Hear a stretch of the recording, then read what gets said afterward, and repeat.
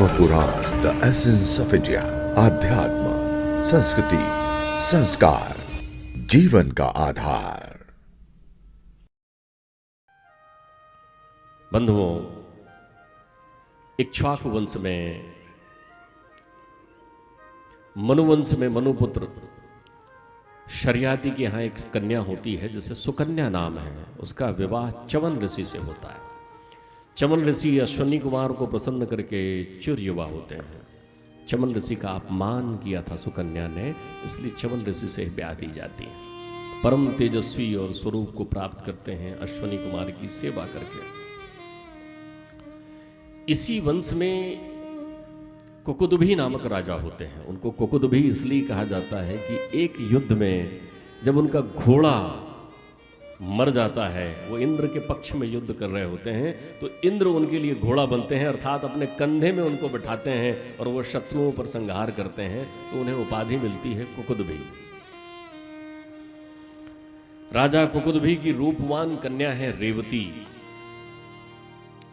राजा कुकुदुभी विचार करते हैं कि इस रेवती के लिए श्रेष्ठ वर कौन हो, तो बोले ये मैं अपने परदादा जी से पूछ के आता हूँ। वो ब्रह्मलोक की यात्रा में जाते हैं और अपने साथ अपनी पुत्री को भी लेकर जाते हैं। ब्रह्मलोक में वो एक पल रुक जाते हैं, एक पल।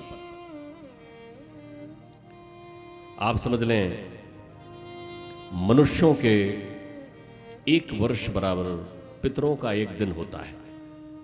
मनुष्यों के एक वर्ष बराबर पितरों का एक दिन होता है। तभी तो हमारे पितर हमसे हर दिन मिलने आते हैं, लेकिन हम कहते हैं कि पितृपक्ष में आते हैं। वो हर दिन आते हैं हमारे पास। मनुष्यों के एक वर्ष बराबर पितरों का एक दिन होता है। पितरों के 100 वर्ष बराबर देवताओं का एक दिन होता है, और देवताओं के 1000 वर्ष बराबर ब्रह्मा जी का एक निमिष काल होता है। एक निमिष, एक क्षण रुक गए ब्रह्मलोक में। ब्रह्मा जी ने कहा, कहो पुत्र कैसे आए थे? उन्होंने कहा, मैं ये अपनी पुत्री रेवती के विवाह के लिए पूछने आया था कि योग्य वर धरती में कौन है। मुस्कुराते हैं ब्रह्मा जी और कहते हैं, इस समय धरती में 27 चतुर्युग बीत चुके हैं, अभी 28वां चतुर्युग का द्वापर चल रहा है। तुम वहां जाओ, वहां बलवानों में श्रेष्ठ बलभद्र जी हैं और इनका विवाह बलभद्र जी से कर दो। बलभद्र जी की पत्नी का नाम रेवती है। ये राजा कुकुदुभी की संतान है।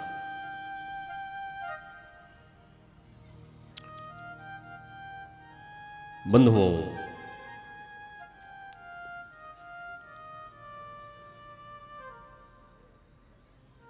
नभक के पुत्र हुए नाभाग, नभक के पुत्र नाभाग, और नाभाग के पुत्र हुए अम्बरीश, परम धर्मावलंबी। आज एकादशी है और एकादशी का व्रत वो हमेशा करते थे अम्बरीश जी। एकादशी व्रत की कथा बिना अम्बरीश के अधूरी रह जाती है। अम्बरीश परम धर्मावलंबी थे, सदैव हर पल हर क्षण हर चिंतन भगवान को समर्पित करते थे। एकादशी व्रत जो लोग करते हैं उसका उद्यापन त्रयोदशी के पूर्व कर लेना चाहिए, द्वादशी को उसका उद्यापन कर लेना चाहिए। आज अम्बरीश अपने एकादशी व्रत का उद्यापन करना चाह रहे हैं। द्वादशी चल रही है, तब 60,000 शिष्यों के साथ ऋषि दुर्वासा आते हैं। 60,000 शिष्यों के साथ ऋषि दुर्वासा का स्वागत करते हैं। कहते हैं, महाराज भोग ग्रहण करें, फिर मैं भोग लूं। दुर्वासा ऋषि स्नान को जाते हैं यमुना तट पर। तब तक द्वादशी बीत रही है। उनके मुनिगण उनको सलाह देते हैं कि महाराज आप तो चरणामृत का पान कर लो, क्योंकि जल भोजन है भी और नहीं भी है। जल ग्रहण कर लेते हैं। दुर्वासा ऋषि को विदित होता है, वो इसे विप्र का अपमान मानते हैं। शीश से एक जटा पटकते हैं और वहां से प्रकट होते हैं त्वष्टा, वहां से प्रकट होती है एक राक्षसी अभिशार से और मारना चाहती है अम्बरीश को। राजा अम्बरीश की ऊपर झपटती, तब तक सुदर्शन चक्र प्रकट होते हैं जो सदैव अम्बरीश की रक्षा करते हैं। सुदर्शन उस कृत्या को भस्म करते हैं और मारने दौड़ते हैं दुर्वासा ऋषि। दुर्वासा ऋषि त्रिलोक में घूमते हैं, कहीं कोई शरण नहीं मिलती।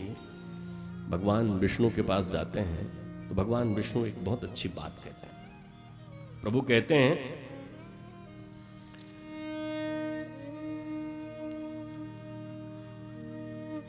ना हम आत्मा नमांसासे मद भक्ते साधुभिर्भिजा श्रियम चांत की ब्रह्मा येषा गतिरहम परा। मैं भक्तों के आगे बेबस हूं प्रभु। भक्त मेरा ध्यान करते हैं और मैं भक्तों का ध्यान करता हूं। ध्यान में है कन्हैया गोलोक धाम में नारद जी पहुंचे। नारद जी ने कहा, मैया ये किनका ध्यान कर रहे हैं? तो मैया कहती हैं, आप ही पूछ लीजिए किनका ध्यान कर रहे हैं। नारद जी कहते हैं, प्रभु आप भी ध्यान कर रहे हैं, आप किसका ध्यान कर रहे हैं? भगवान कहते हैं, अहम प्राणाशु भक्तानाम भक्ता प्राणा ममा पिचा।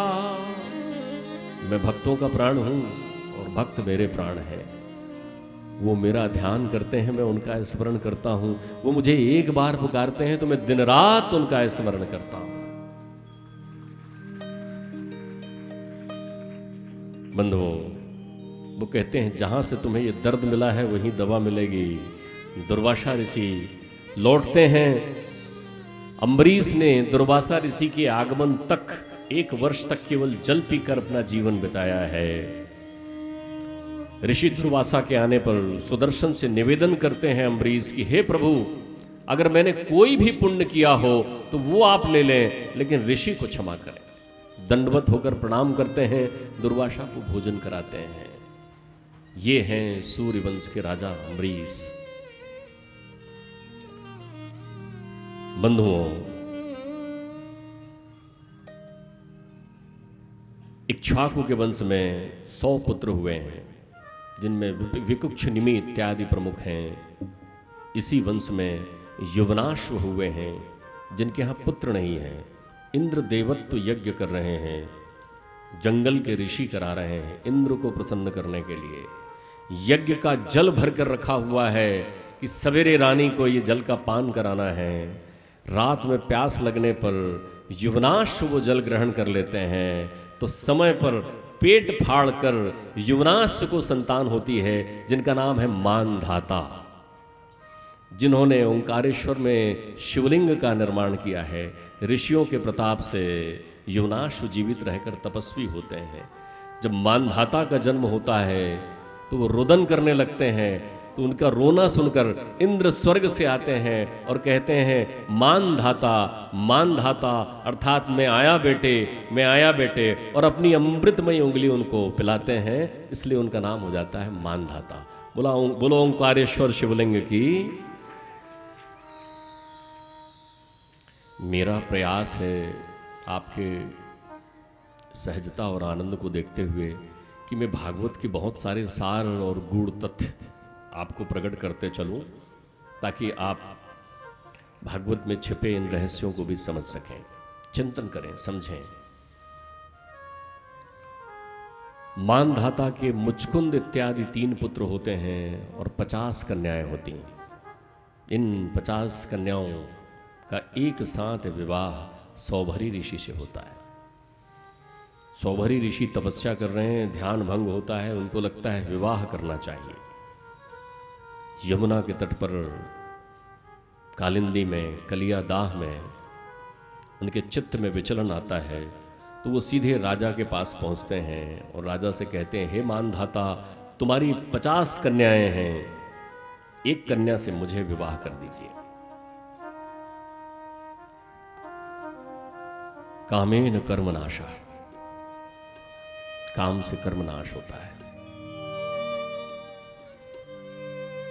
राजन सोचते हैं, मुनि का अपमान करूंगा तो श्राप देंगे। राजन कहते हैं, हे मुनि, मेरी 50 कन्याएं हैं, मैं उन्हें बुला देता हूं, जो आपसे विवाह करना चाहे उनसे आप विवाह कर लें। सौभरी ऋषि कहते हैं, ऋषि की परीक्षा ले रहे हो? योग बल से वो इतना सुंदर रूप धारण करते हैं कि 50 कन्याएं उनसे विवाह कर लेती हैं। बंधुओं, ऋषि को संताप होता है, प्रायश्चित होता है कि आहा वृथा गता तस्य नरस्य जीवनम। आचार्य शंकर कहते हैं किमत्र हेयम कनकम चकांतम बद्धोसि को वाहि विषयानुरागी बद्धोसि को वाहि विषयानुरागी को वा विमुक्ते हि विषये विरक्ति बद्धोसि को वाहि विषयानुरागी को वा विमुक्ते हि विषये विरक्ति को वासि घोरो नरका स्वदेहा तृष्णा क्षयं स्वर्ग पदम किमस्ति को वा दरिद्रो हि विशाल तृष्णा को वा दरिद्रो हि विशाल तृष्णा स्त्रीमांस को यश समस्त तोषा को दीर्घ रोगो भव एक साधो को दीर्घ रोगो भव एक साधो किमौषधम तस्य विचार एवा। कौन बंधा हुआ है जो विषयों में है, कौन मुक्त है जो विषयों से विरक्त है, कौन दरिद्र है जिसके चित्त में अनंत तृष्णाएं हैं, कौन स्वर्ग की ओर बढ़ रहा है, श्रीमंत है जिसके चित्त में संतोष है। घोर नरक कौन सा है, ये देह ही है।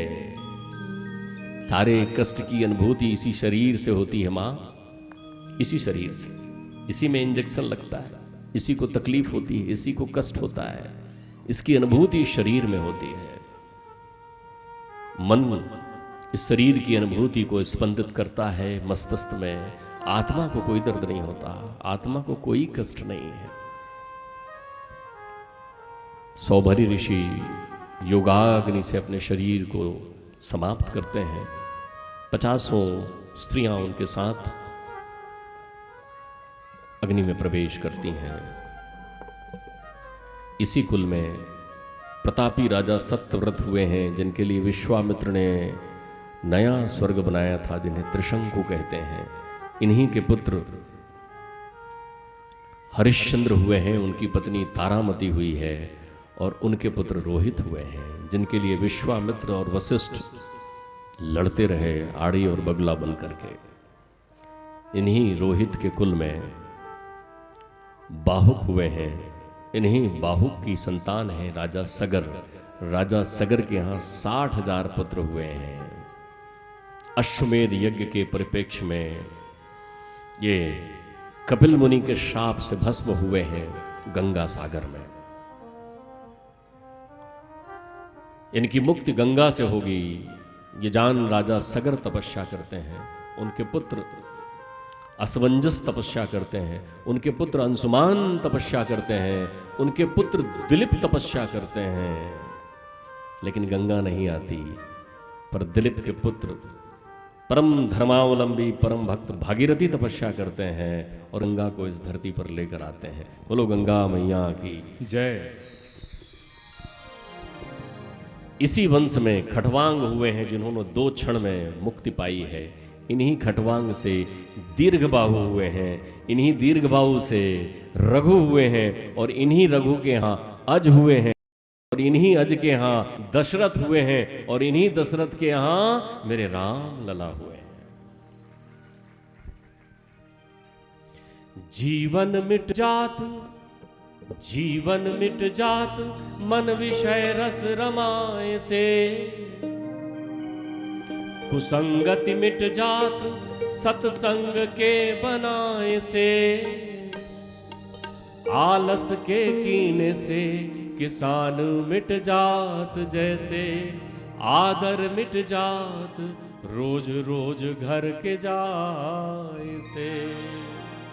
पवन के झकोरन से बादल मिट जात जैसे। पापू मिट जात राम नाम गुण के गाय से। श्री राम जय जय राम।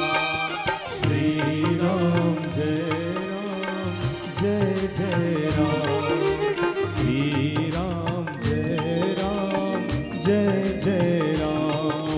ब्रह्मा विष्णु और शिव शंकर गाए तेरा ही गुणगान। ब्रह्मा विष्णु और शिव शंकर गाए तेरा ही गुणगान। श्री राम जय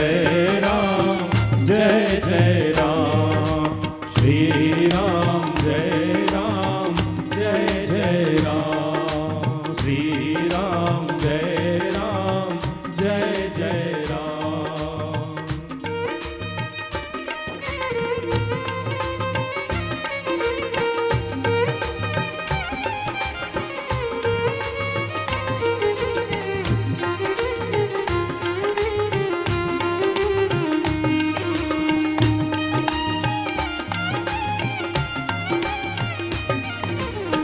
कहीं सी राधे राधे। कहीं सीता के राम, कहीं राधा के श्याम। कहीं सीता के राम, कहीं राधा के श्याम। कहीं तुलसी के राम, कहीं सूर के घनश्याम। कहीं तुलसी के राम, कहीं सूर के घनश्याम। कहीं सीता के राम, कहीं राधा के श्याम। कहीं तुलसी के राम, कहीं सूर के घनश्याम। श्री राम जय जय राम। श्री राम जय जय राम।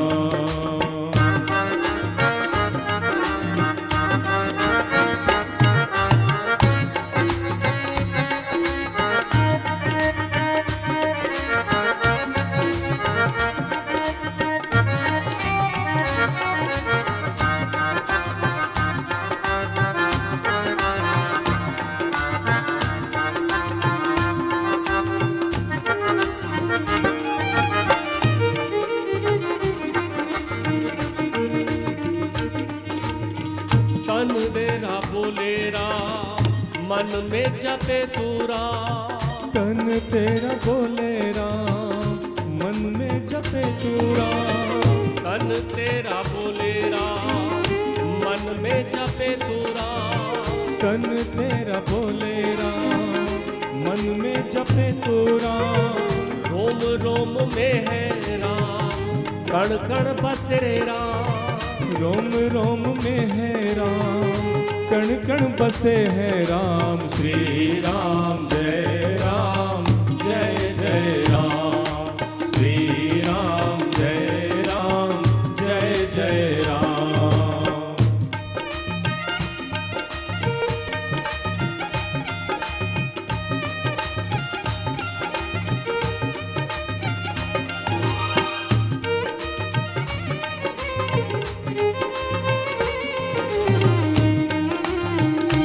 राधे राधे।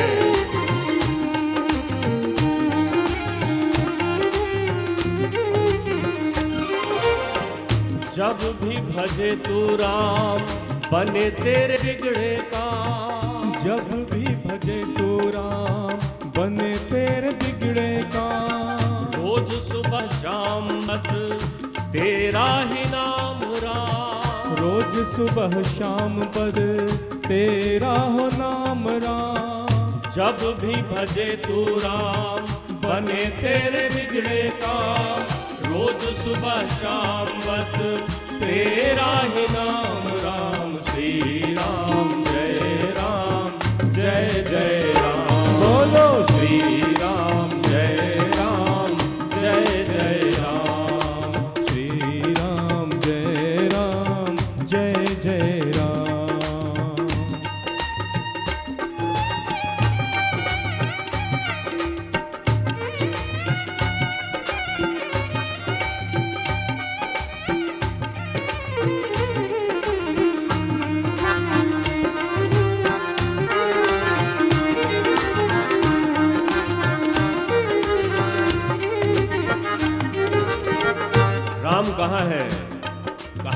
राम तुम्हें, कहाँ ढूंढ रहे हो उन्हें तुम? देखें राम कहाँ है।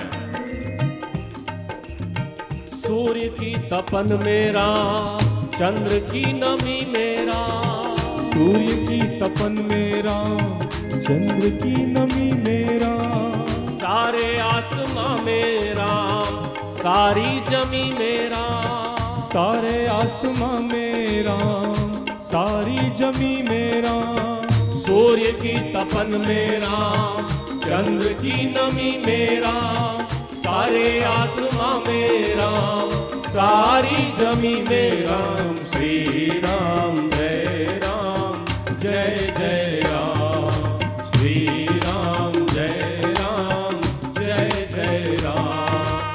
ब्रह्मा विष्णु और शिव शंकर गाए तेरा ही गुणगान, ब्रह्मा विष्णु और शिव शंकर गाए तेरा ही गुणगान। श्री राम जय राम, जय जय राम, श्री राम जय राम, जय जय राम।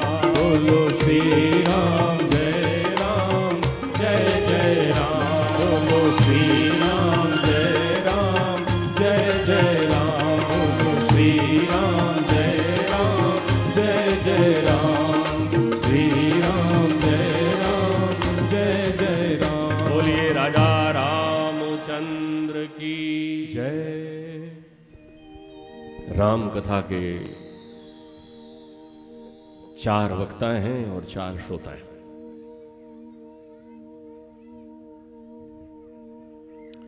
राम कथा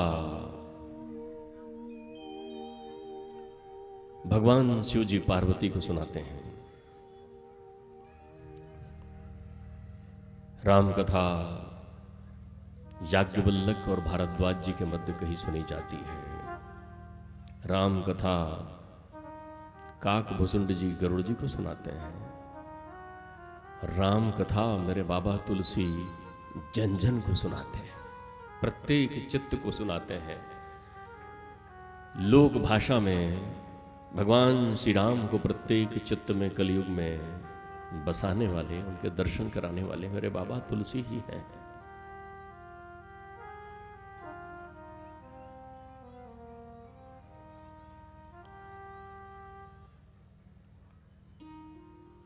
शिव जी पार्वती जी से कहते हैं कि मैया, उस समय रावण के संताप से पृथ्वी व्यथित और दुखी थी। गाय का रूप धारण कर गौ माता बनकर ब्रह्मा जी के पास आई। सारे लोग एकत्रित होकर क्षीर सागर में पुरुषोक्त से प्रभु की स्तुति करते हैं, प्रभु से निवेदन करते हैं कि पाप का भार हटाएं प्रभु। तो सारे लोग ये चिंतन कर रहे होते हैं वहां कि भगवान मिलेंगे कहां, भगवान कहां मिलेंगे, कहां उनको मनाएं, कहां उनको ढूंढें।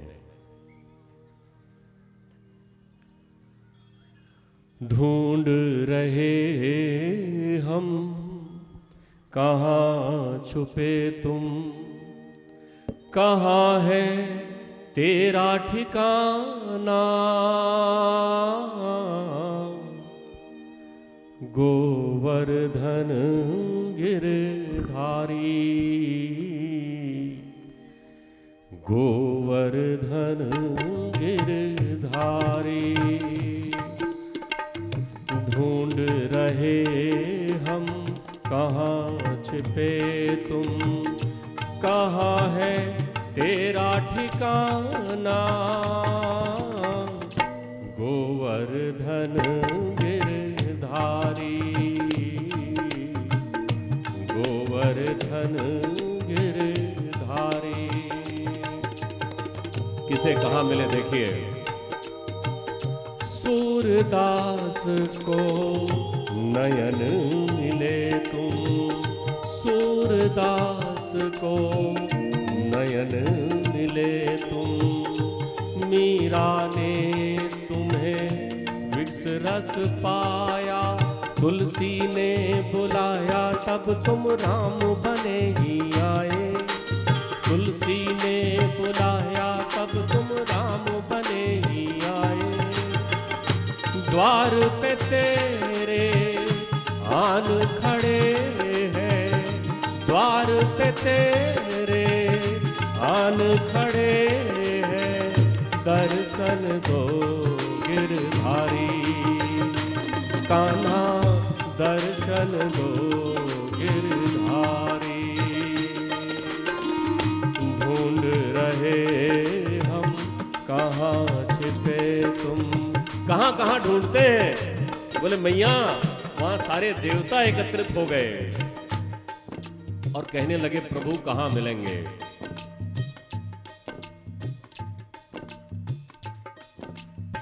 तब मैंने कहा सभी देवताओं से पहले प्रभु कैसे हैं ये विचार लें, फिर उन्हें ढूंढें कि वो कहाँ मिलेंगे। बाबा कहते हैं प्रभु कैसे हैं? बिन पद चलहि सुनहि बिन काना, और कर बिन करहि करम बहु नाना। और आनन रहित सकल रस भोगी, और बिन बानी वक्ता बड़ जोगी। और तन बिन परस नयन बिन देखा, और ग्रहि घ्राण बिन बास अशेषा। अति असब भांति अलौकिक करनी, और महिमा जासु जाई नहीं बरनी। अगुण अरूप अलख अज सोई, और भगत प्रेम बस सगुन सो होई। और हरि व्यापक सर्वत्र समाना, और प्रेम ते प्रगट होय मैं जाना। बोले मैया तब मैंने कहा था कि प्रभु तो सर्वत्र रहते हैं, घट घट में रहते हैं, उन्हें प्रेम से भक्ति से आर्त भाव से पुकारो। सबने प्रार्थना लगाई, आकाशवाणी हुई कि मैं आऊंगा। कश्यप और अदिति दशरथ और कौशल्या बनकर इस धरा पर आए हैं। मैं प्रत्यक्ष आयुधों के साथ उनके यहां जन्म लूंगा। बंधुओं, ब्रह्मा जी ने सभी देवताओं को वानर योनि में जन्म लेने के लिए, वानर के रूप में अवतरित होने के लिए भेजा, और वो घड़ी भी आई। नौमी तिथि मधुमास पुनीता, और शुक्ल पक्ष अभिजित हर प्रीता। मध्य दिवस अति शीत न घमा, और पावन काल लोक विश्रामा। प्रभु की गर्भ स्तुति करने के लिए सब देवता प्रकट हुए, प्रभु की स्तुति करते हैं। और नौमी तिथि को उस अभिजित मुहूर्त में मेरे राम लला भगवान परब्रह्म परमेश्वर श्री रामचंद्र देव दशरथ जी के घर कौशल्या की गोद में पधारते हैं। बोलिए राजा रामचंद्र की जय। भय प्रगट कृपाला दीन दयाला, कौशल्या हितकारी। हर्षित महतारी मुनि मनहारी, अद्भुत रूप निहारी। लोचन अभिरामा तनु घन श्यामा, निज आयुध भुज चारी। भूषण वनमाला नयन विशाला, शोभा सिंधु खरारी। कह दो कर जोरी स्तुति तोरी, कही विधि करो अनंता। माया गुण ज्ञाना तीत अमाना, वेद पुराण भनंता। भय प्रगट कृपाला दीन दयाला, कौशल्या हितकारी। बोलिए राजा रामचंद्र भगवान की जय। लखन सिया रामचंद्र की जय। बंधुओं, भगवान राम के चरित्र का वर्णन श्रीमद् भागवत में केवल एक अध्याय में है, लेकिन उस एक अध्याय में बहुत गहरी ऐसी बात सुखदेव जी ने परीक्षित जी से कही है, जिससे गागर में सागर भर गया है। सुखदेव जी अधीर हैं, वैसे ही जैसे व्यास जी अधीर थे भागवत जी को लिखने के लिए, कृष्ण कथा को सुनाने के लिए। उनके चित्त में अधीरता है, राधे रानी जी विद्यमान है उनके चित्र में, और अधीर हैं परीक्षित कृष्ण कथा को सुनने के लिए।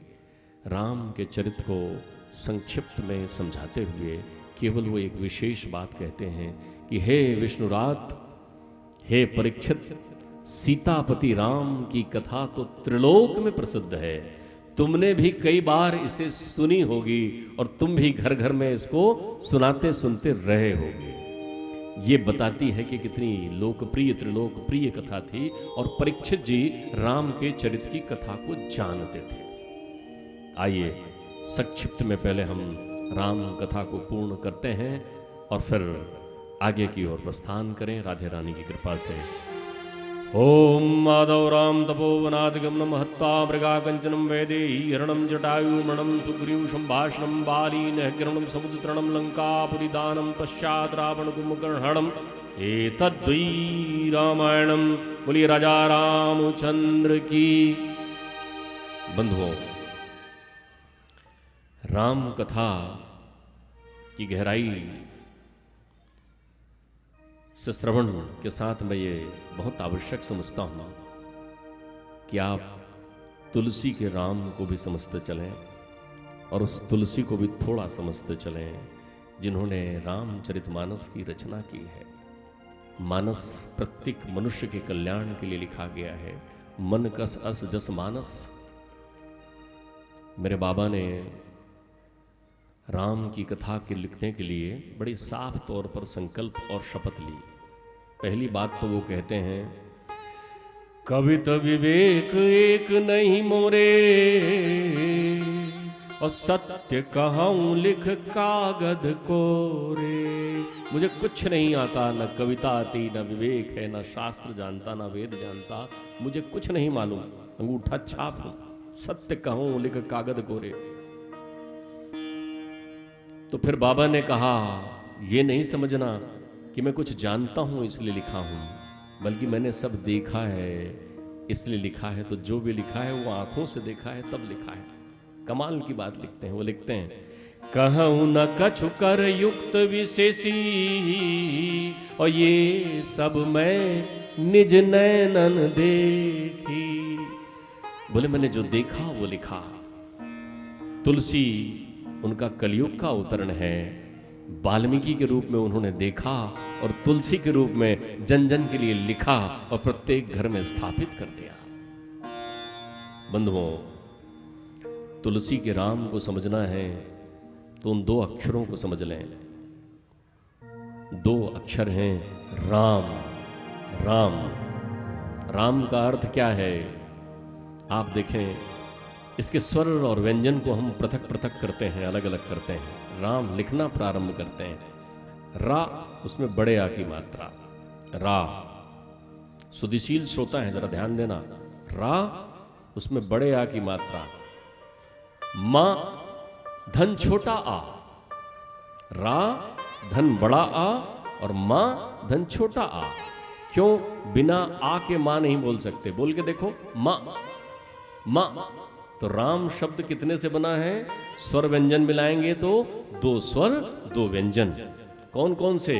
रा धन बड़ा आ और मां धन छोटा आ। मैं ठीक कह रहा हूं? बात समझ में आ रही है? अभी आप देखें, राम, अब इसका अर्थ देखें। रा से रवि, आ से आदि, मां से मध्य और आ से अंत। जो रवि के आदि में था, जो रवि के मध्य में है और जो रवि के अंत में रहेगा। जब सूर्य नहीं था तब भी जो था, सूर्य है तब भी जो है, और सूर्य नहीं रहेगा तब भी जो रहेगा वो राम है। परम सत्य अनंत विराट है राम।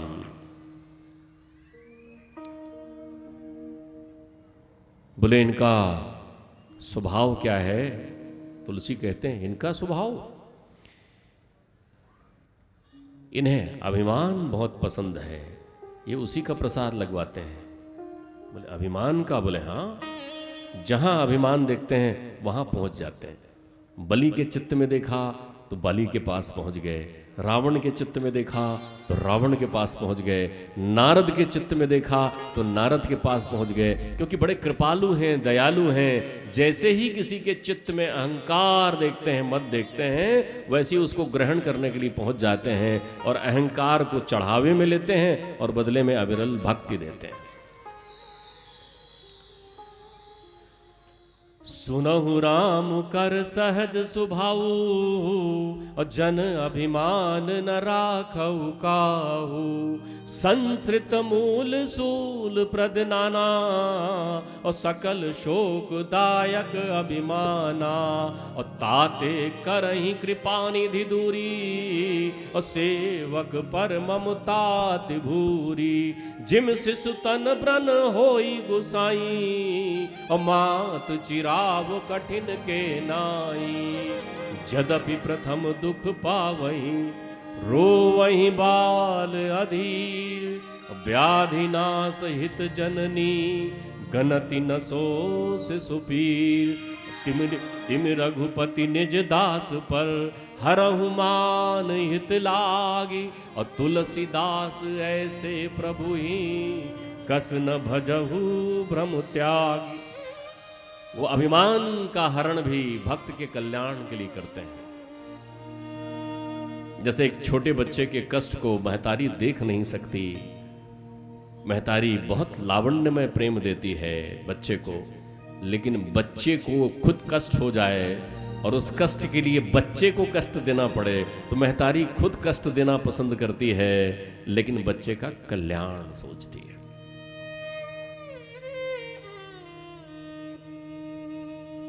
बोले प्रभु को पसंद कौन है? बोले हरिजन और सज्जन। मेरे राम जी को पसंद है हरिजन और सज्जन। हरिजन कौन? मैंने आपसे कहा था, जिनके मन क्रम वचन शुद्ध हैं, चित्त में शुद्धता है। कपि के वचन सप्रेम सुनी, और उपजा मन विश्वास। और जाना मन क्रम वचन यहाँ, कृपा सिंधु करदास। हरिजन जान प्रीति अति गाड़ी, और सजल नयन पुल कावली बाड़ी।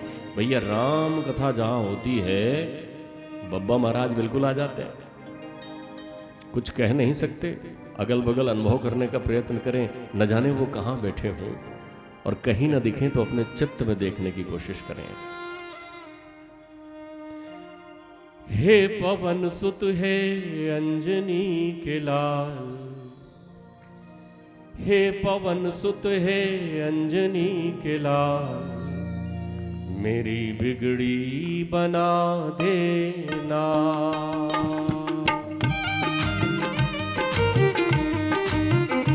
हे पवन सुत है अंजनी के लाल, मेरी बिगड़ी बना देना। मेरी बिगड़ी बना देना। राम भक्ति मेरे मन जगा देना। राम भक्ति मेरे मन बसा देना। हे पवन सुत है अंजनी के लाल, मेरी बिगड़ी बना देना। मेरी बिगड़ी बना देना।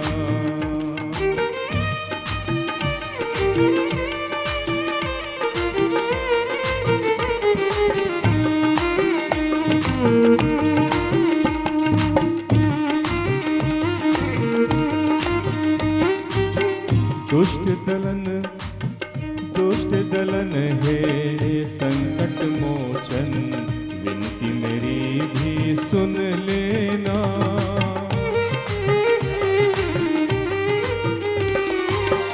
दुष्ट दलन है संकट मोचन, विनती मेरी भी सुन लेना।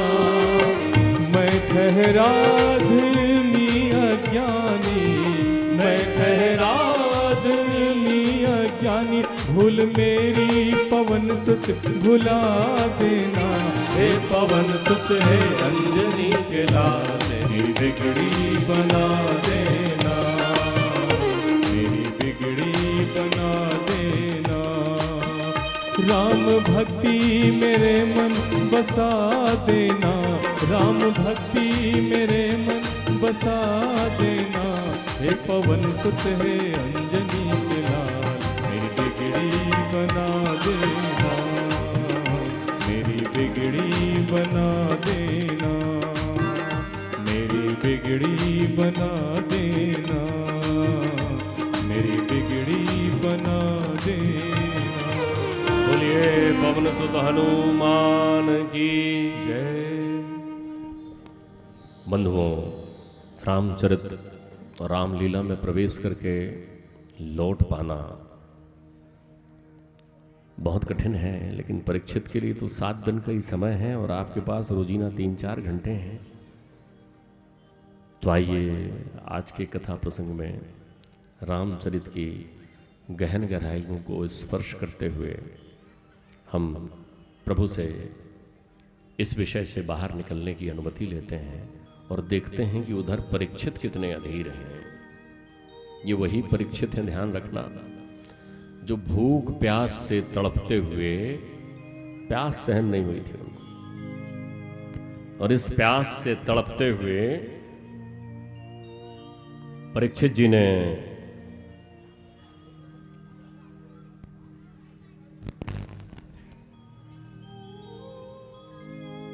लोमस ऋषि के गले में मरा हुआ सर्प डाल दिया था। वही परीक्षित जी आज अधीर हैं।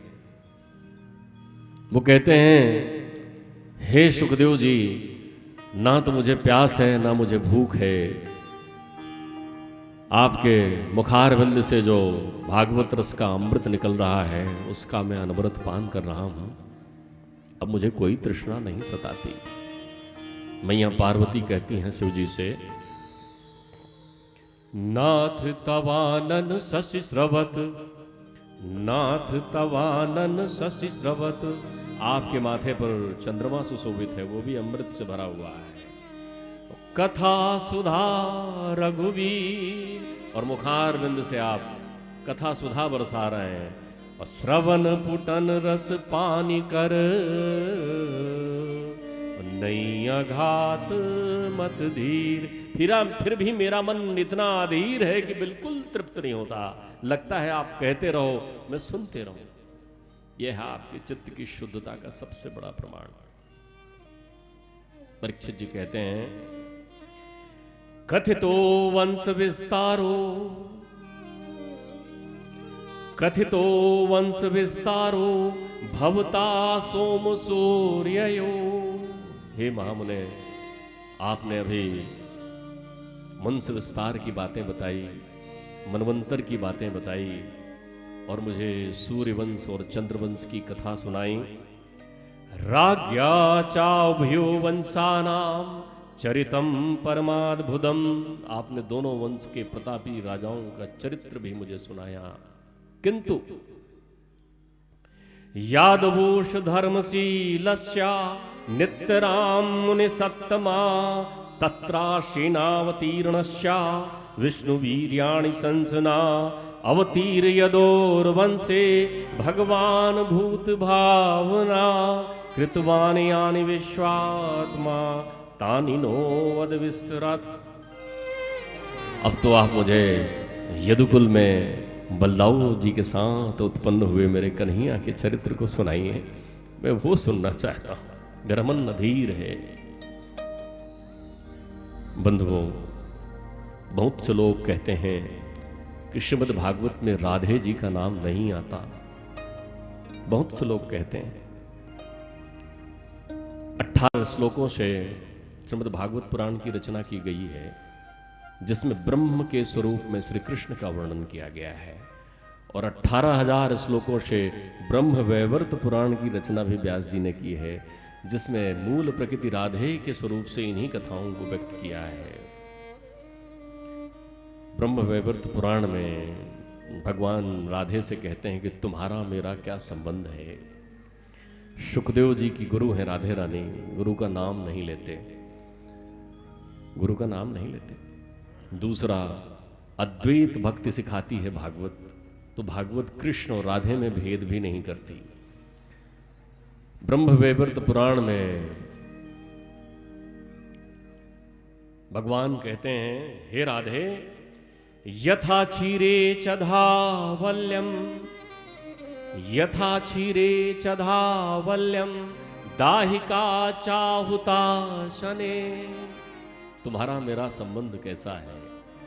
यथा क्षीरे चधावल्यम दाहिका चाहुता सने, भूमो गंधो जले सेवे तथा त्वयि मम स्थिता। कितनी सुंदर बात कह रहे हैं आप, समझिए। अच्छा, आपको घर में दूध पीना हो या दूध बुलाना हो तो आप क्या कहेंगे? मुझे एक गिलास दूध दें कहेंगे, ये अच्छा लग रहा है, या मुझे सफेद रंग का दूध दें, ऐसा कहेंगे आप? दूध कहने से उसकी श्वेतता, सफेदी अपने आप आ जाती है ना। यथा क्षीरे चधावल्यम, जैसे दूध से उसकी सफेदगी अलग नहीं की जा सकती, सफेदी अलग नहीं की जा सकती। दाहिका चाहुता सने, अगर आपको अग्नि चाहिए हवन के लिए या भोजन के लिए बनाने के लिए, तो आप इतनी कहेंगे अग्नि जल रही है, अग्नि ले आओ, कि ये कहेंगे गरम अग्नि ले आओ? क्या कहेंगे? गरम आगी ले आओ कहेंगे कि आगी ले आओ का कहना काफी है? क्योंकि अग्नि है तो गरम तो है ही, दूध है तो सफेदी है ही, भूमि है तो गंध तो है ही, और जल है तो शीतलता तो है ही, तो मेरे कन्हैया है तो राधे तो है ही।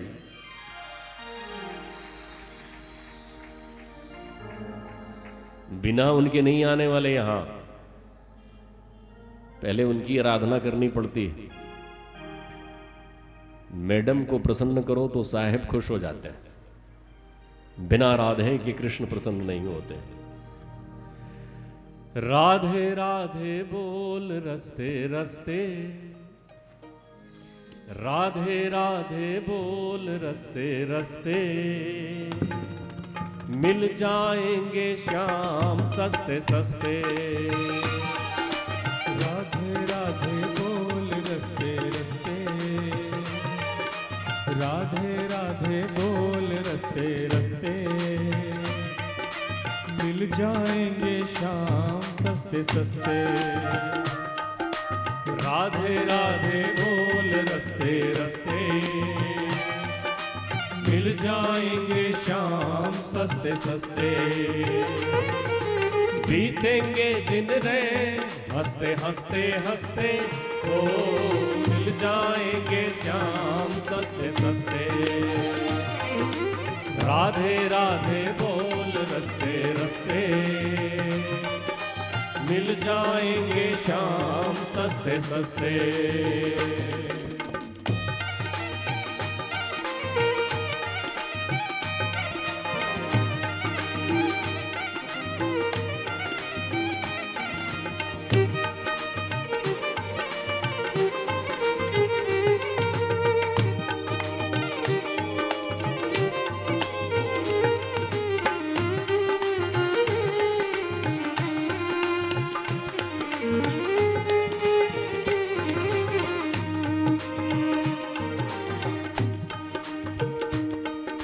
भटकते हैं इस दुनिया की माया में, अहंकार करते हैं इस काया में। भटकते हैं इस दुनिया की माया में, अहंकार करते हैं इस काया पे। भटकते हैं इस दुनिया की माया में, अहंकार करते हैं इस काया में। बीता ये जीवन यूं ही सजते सजते, हो मिल जाएंगे श्याम सस्ते सस्ते।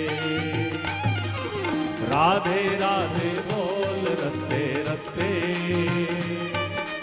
मिल जाएंगे श्याम सस्ते सस्ते।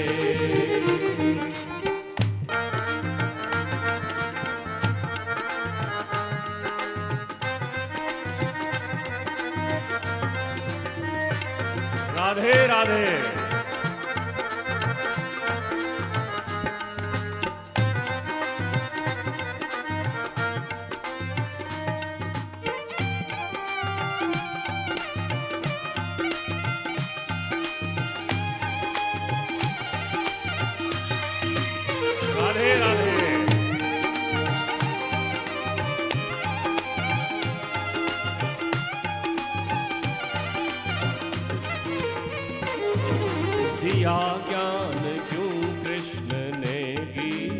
में क्यों लीला रची राम और सीता ने।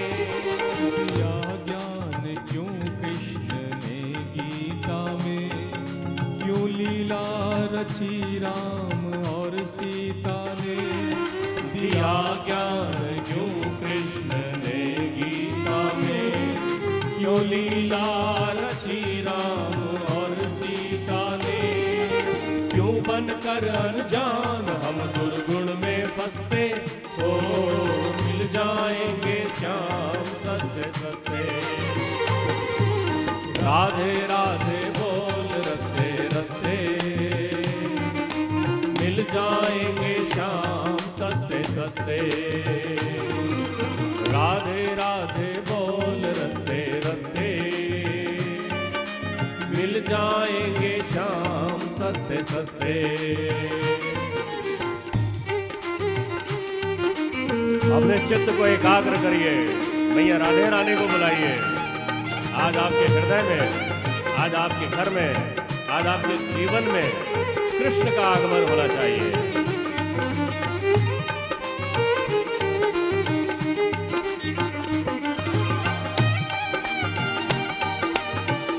श्री राधे।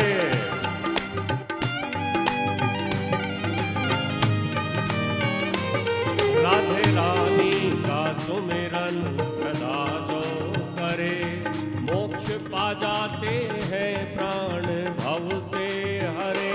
राधे रानी का सुमिरन सदा जो करे, मोक्ष पा जाते हैं प्राण भव से तरे। राधे रानी का सुमिरन सदा जो करे, मोक्ष पा जाते हैं प्राण भव से तरे। ओ वर्धन घन श्याम उनके तन मन बसते, ओ मिल जाएंगे श्याम सस्ते सस्ते। राधे राधे बोल रस्ते रस्ते, मिल जाएंगे श्याम सस्ते सस्ते। राधे राधे बोल रस्ते रस्ते, मिल जाएंगे श्याम सस्ते सस्ते।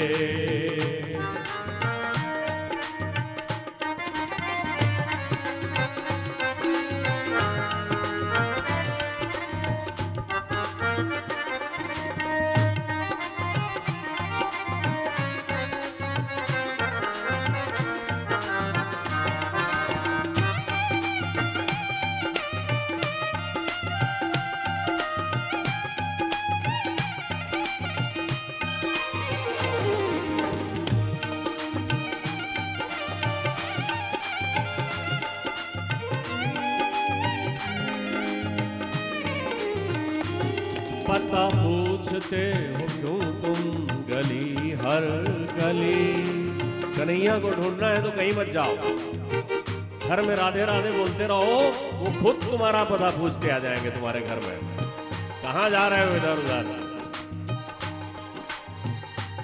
पता पूछते हो क्यों तुम गली हर गली, ऐसे नट खट कन्हैया से राधे भली। पता पूछते हो क्यों तुम गली हर गली, पता पूछते हो क्यों क्यों गली हर गली, ऐसे नट खट कन्हैया से राधे भली। पा जाओगे श्याम राधे राधे जपते, ओ मिल जाएंगे श्याम सस्ते सस्ते। राधे राधे बोल रस्ते रस्ते, मिल जाएंगे श्याम सस्ते सस्ते। राधे राधे बोल रस्ते रस्ते, मिल जाएंगे श्याम सस्ते सस्ते। बीतेंगे दिन रैन हंसते हंसते हंसते, ओ मिल जाएंगे श्याम सस्ते सस्ते।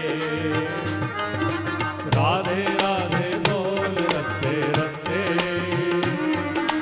मिल जाएंगे श्याम सस्ते मिल जाएंगे मिल जाएंगे मिल जाएंगे मिल जाएंगे जाएंगे श्याम सस्ते सस्ते।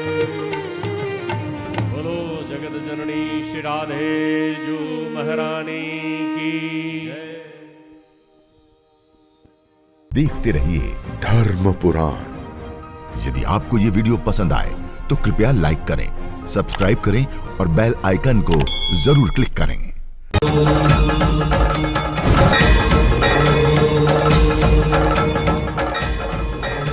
धर्म पुराण, द एसेंस ऑफ इंडिया। आध्यात्म, संस्कृति, संस्कार, जीवन का आधार।